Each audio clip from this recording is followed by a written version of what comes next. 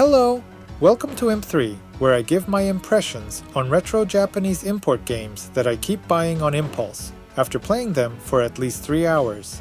Today's game is Jade Cocoon Story of the Tamamayu.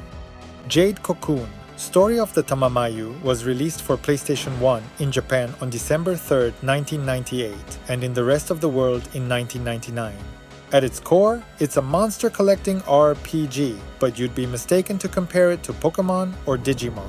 Jade Cocoon has some ideas that make it feel unique.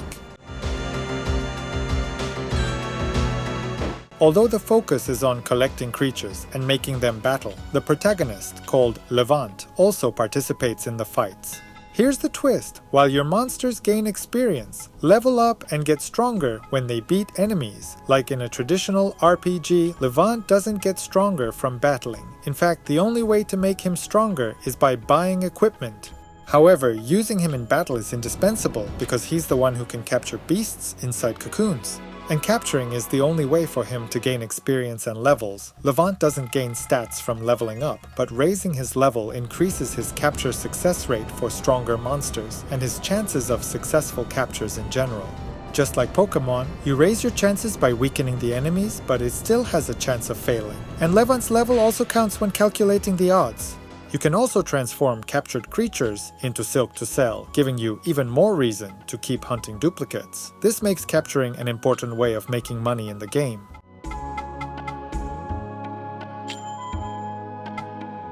The main aspect that separates Jade Cocoon from other monster capturing games is the merge function. At first, I thought it would be like PSOne, where fusing creates a different, already existing species. However, in this game, fused creatures are actually hybrid forms of their parents, in both appearance and skills. You can even name your new creations.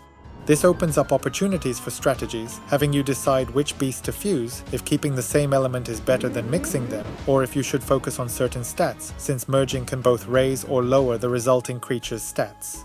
And speaking of fusion being advantageous, Negai Japan can merge products from different Japanese stores with our free consolidation service. By combining your items into fewer boxes, you'll save big on international shipping. Visit negaijapan.com to get your Japanese treasures delivered.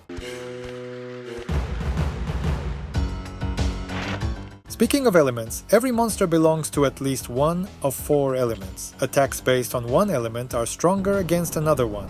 Fortunately, the game even displays the enemy's element during battle, inside a small circular icon that reminds you which element is more effective.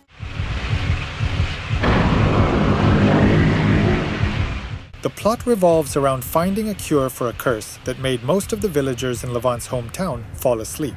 This seemingly simple story hides a rich lore that contains the origins of the creatures inhabiting the world, its gods, and even how humanity itself came to be. With the few villagers left awake, including his fated wife Mabu, who has the power to purify cocoons, merge monsters, and turn cocoons into silk, Levant, the single cocoon master, departs on a journey to heal the townsfolk. While the characters and battle locations are rendered in 3D, the backgrounds of towns and forests are pre-rendered images, which are fine looking.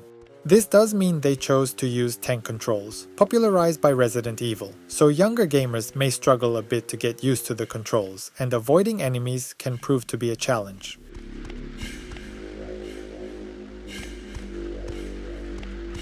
The Japanese version of Jade Cocoon, called Tamamayu Monogatari, may require an advanced level of Japanese skills. Most characters speak in a classical way, using old words and ways of speech. On top of that, the plot itself sometimes gets a bit complex, with a rich lore behind the world and events. So the language can get in the way of the game's enjoyment, even for intermediate learners. Most of the dialogue is voiced, though, by talented voice actors, so it does serve to practice listening.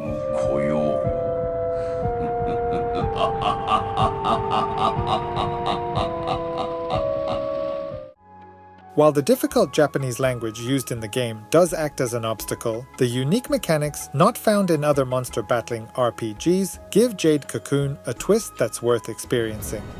Reviews say the main story can be completed between 15 and 20 hours. Have you ever played Jade Cocoon? What are your opinions about it? Should I play it until the end? Write in the comments if I missed anything important about the game. Don't forget to like the video and subscribe for more retro game impressions.